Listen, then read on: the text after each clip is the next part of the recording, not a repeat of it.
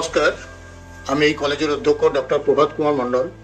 এই প্রত্যন্ত এলাকায় অনেক প্রতিকূলতার মধ্যেও যে সমস্ত ছাত্রছাত্রী উচ্চ মাধ্যমিক পরীক্ষায় সফল হয়েছে প্রত্যেককেই অনুরোধ করছি উচ্চশিক্ষার আঙিনায় আসার জন্য, এবং সেন্ট্রাল অ্যাডমিশনের পোর্টাল যখন ওপেন হবে তখন এই কলেজে অ্যাডমিশনের জন্য অনলাইন অ্যাপ্লিকেশন করার আবেদন রাখছি।